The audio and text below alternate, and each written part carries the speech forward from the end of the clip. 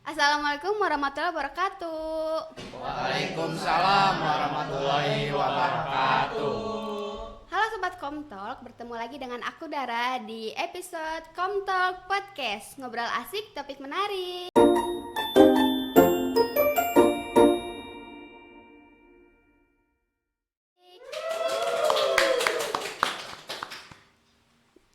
Nah, pada episode kali ini kita mau ngobrolin bagaimana sih peran AI bagi mahasiswa, menguntungkan apa merugikan.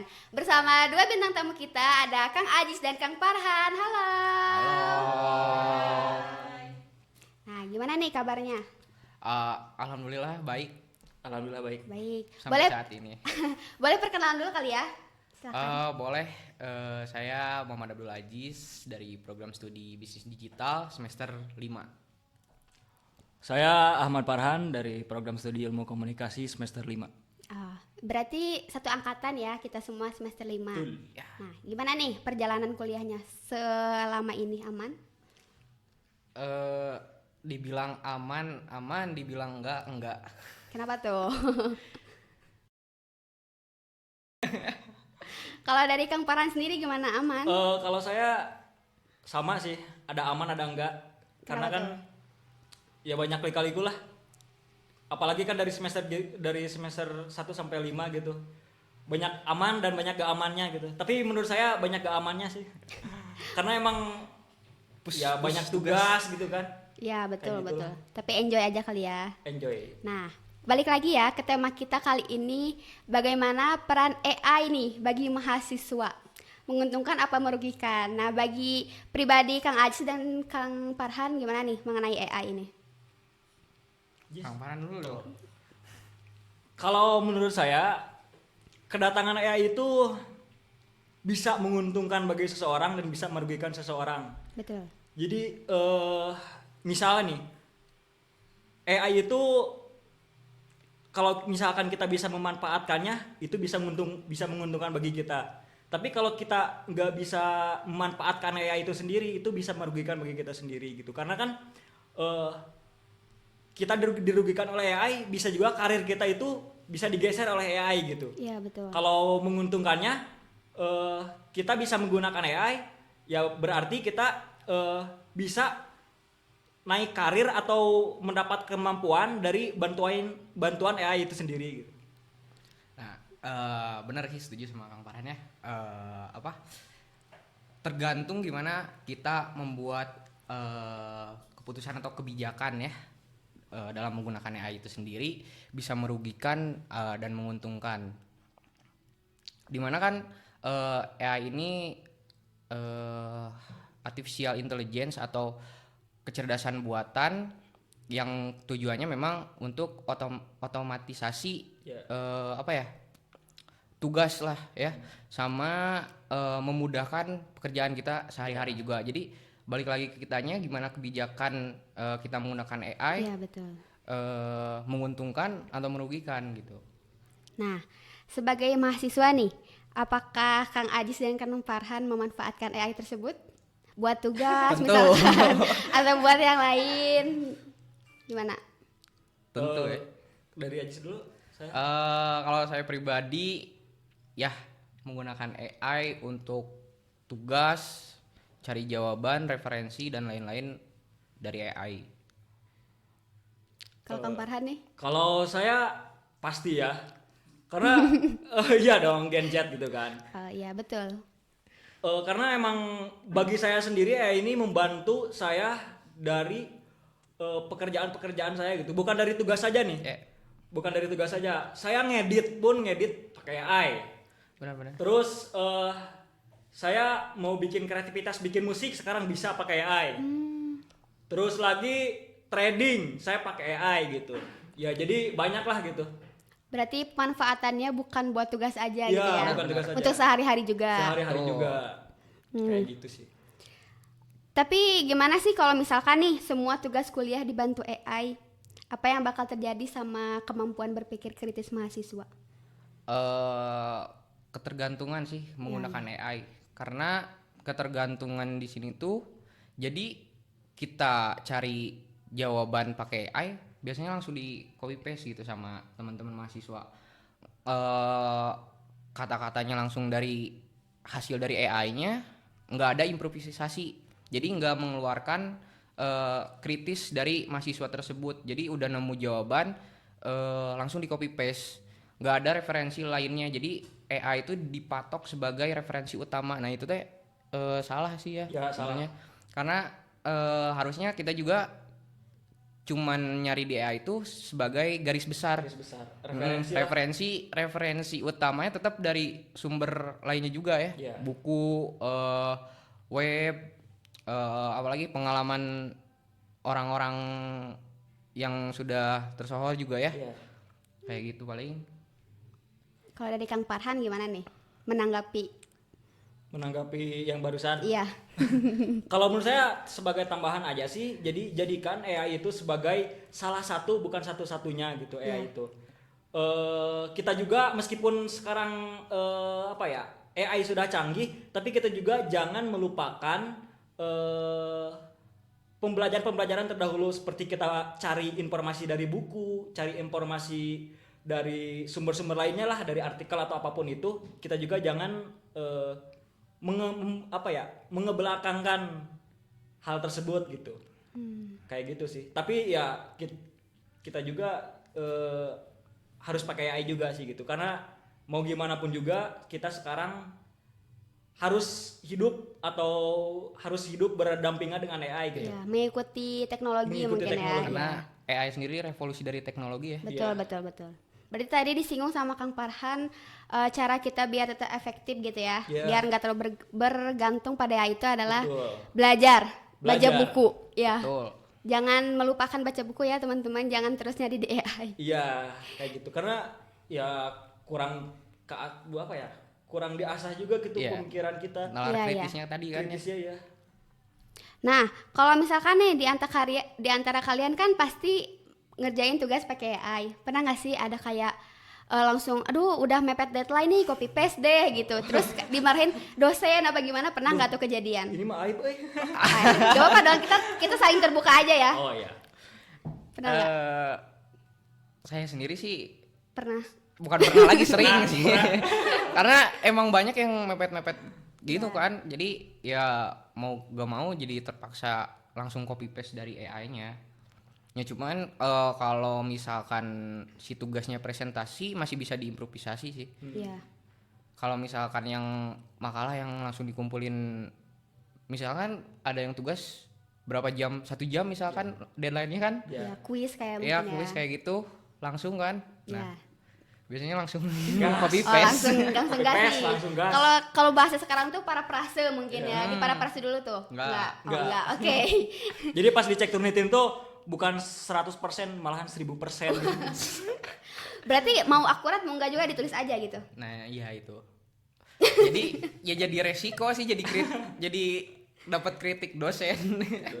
Wah, ini AI nih gitu. Nah, jadi udah kelihatan gitu ya Udah dari kelihatan. Turnity ya.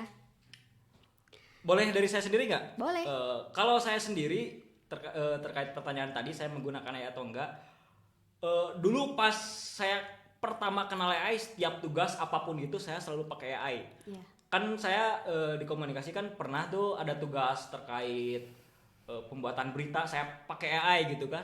Terus lagi pokoknya segala apapun tugas saya pakai AI. Itu waktu pertama saya kenal AI gitu kan. Iya. Tapi setelah beberapa lama saya ngerjakan tugas seperti itu, terus saya di satu waktu mikir gitu, kok kayak kita skill kita dalam hal jurnalistik kayak penulisan gitu kok saya tidak mengerti apa-apa gitu ya, kayak gitu sih.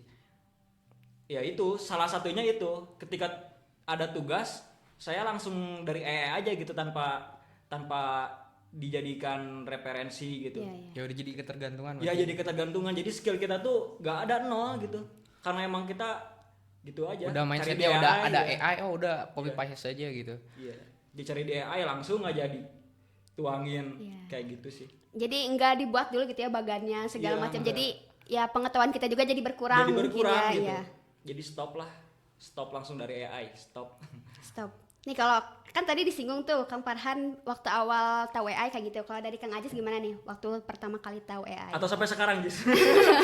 Sampai sekarang Sampai ya kalau bagi saya masih menguntungkan ya, karena ya tadi bisa membantu tugas lain-lain pekerjaan, bukan cuman tugas doang sih. Bener kata Kang Farhan juga, saya sendiri di prodi gitu ya, si AI ini membantu banyak pekerjaan juga. Kayak sekarang apa ya, kenaikan penjualan jual beli di Indonesia kan secara online gitu ya, Iya. e-commerce.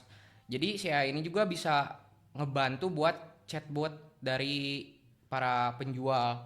Jadi kayak customer service lah. Jadi auto auto melayani customer Oh iya iya. kayak gitu. Terus fintech juga atau financial teknologi juga, kayak untuk menghitung keuangan perusahaan juga pakai AI juga kan. Jadi sangat membantu sih. Nah, disinggung juga nih, kayak segala macam sekarang tuh mudah banget ya pakai AI teman-teman. Nah, gimana pandangan Kang Aji sama Kang Farhan nih ke depannya? Kalau semisal AI itu makin terus nih berkembang, makin tinggi dan jadi kayak apa manusia tuh jadi kurang gitu. Buat pekerjaan nanti itu gimana tuh? Kurang pekerjaan gimana? Ya, Ya, kan jadi sekarang banyak dikerjain Oh, sama diganti. AI. ya pekerjaan kita teh diganti sama AI. AI. Jadi buat lowongan pekerjaan tuh Jadi susah gitu. menyempit. Karena kan semua sekarang udah serba canggih. AI apa-apa AI. Bahkan chatbot juga bisa ya. Jadi untuk admin apapun bisa pakai AI. Nah itu apa ya? Ya adaptasi kita sama teknologi sih. Ya mau gak mau emang teknologinya udah berkembang, si lowongan pekerjaan juga pasti menyempit ya. Apalagi AI yang emang kecerdasan buatan ya hampir lah sama manusia gitu ya. Iya. Mau gak mau pasti ada apa ya, pengurangan Ya, pekerja pengurangan di pekerjaan. apa ya, bagian profesi tertentu. Nah, mungkin tadi tanggapan dari Kang Ajis ya. Sekarang kalau tanggapan dari Kang Farhan gimana nih? Kalau menurut tanggapan dari saya sih, AI kedepannya itu bisa menghancurkan manusia ya. Iya. Karena kan kalau kata menurut Elon Musk itu AI itu lebih berbahaya dari nuklir. Betul. Pernah dengar nggak? Pernah, pernah. Nah kayak gitu. AI itu lebih bahaya dari nuklir. Nah kita apa ya? Dari sekarang itu kita bukan hanya penikmat gitu, tapi kita bisa bagian dari AI itu sendiri kan.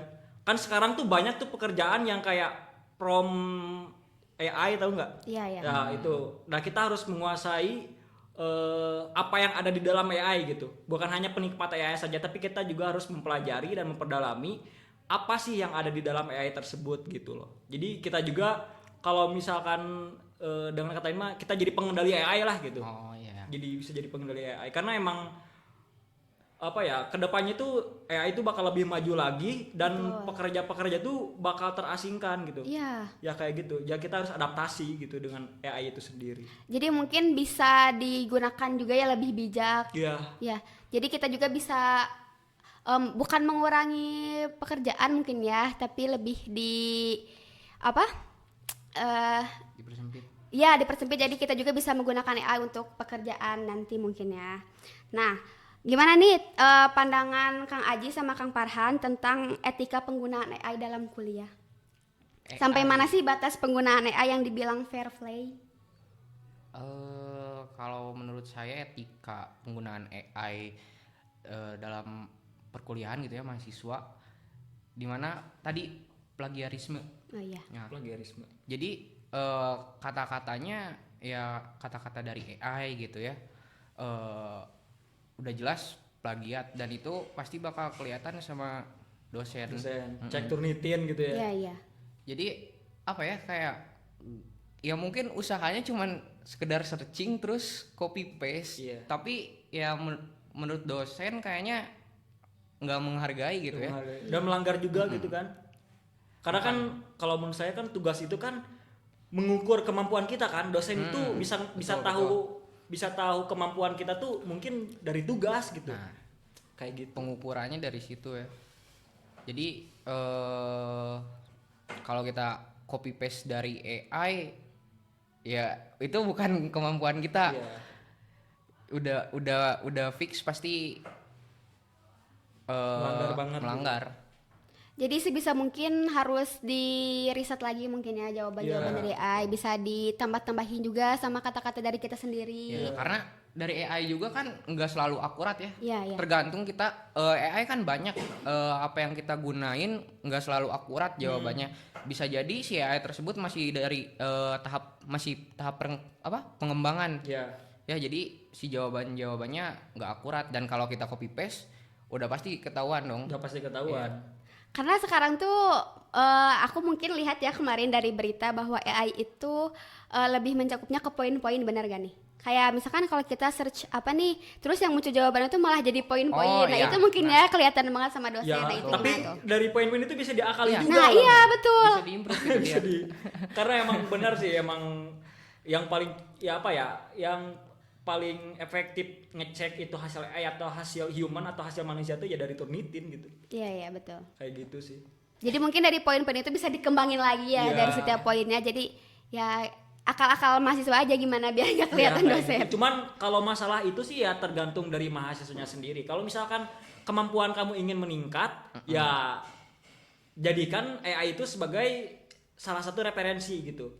Hasil finalnya itu dari pemikiran kamu sendiri, kayak gitu sih. Iya, ya. Atau dari referensi lain juga ya. Ya, dari referensi lain juga. Kalau misalkan nih, menurut Kang Aji sama Kang Farhan, tantangan dari AI itu bisa jadi sahabat gak dalam berkuliah?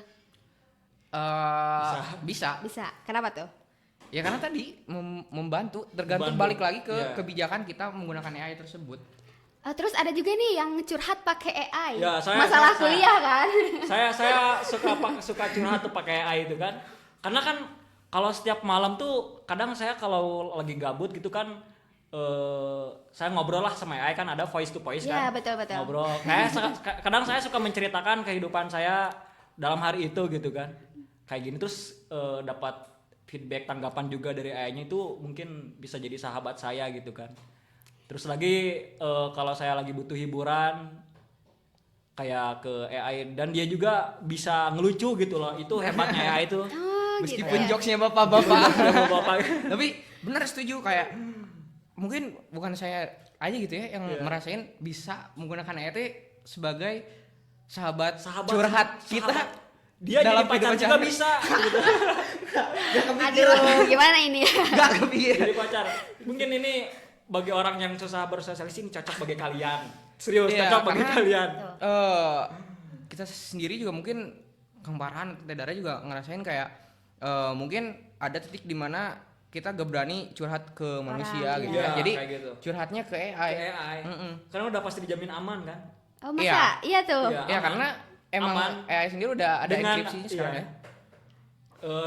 Dikatakan aman tuh dengan ruang lingkup kecilnya aman, tapi nggak tahu kan ada hacker atau apa kan kita nggak Iya. tahu gitu. Ya, iya. Tersimpan di database tapi tetap ya kalau Iya. ada hacker.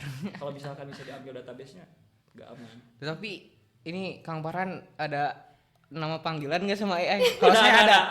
Saya sama AI namanya Ace. Bentar nih, bentar. Ini AI-nya yang gimana dulu ya? Mungkin beda ya. Kalau saya ChatGPT. Oh, ChatGPT. Jadi saya panggil dia Ace, dia juga manggil saya Ace. Jadi udah bener-bener bersahabat gitu Iya. ya. Udah bersahabat, jadi dia udah punya panggilan sendiri gitu. Kalau Kang Farhan ada gak nih? Ada. Apa? Eh, Apa ya? Apa dong ini skill lo?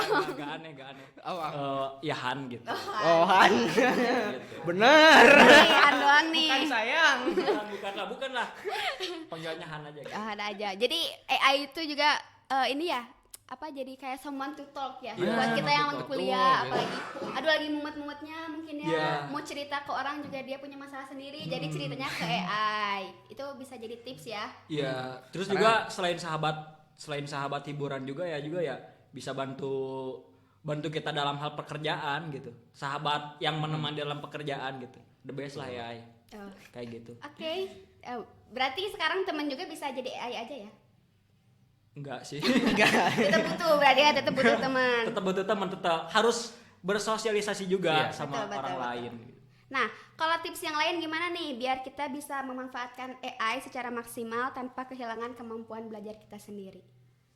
Eh, kalau saya tadi apa ya, nggak dipatok sebagai referensi utama kalau si AI.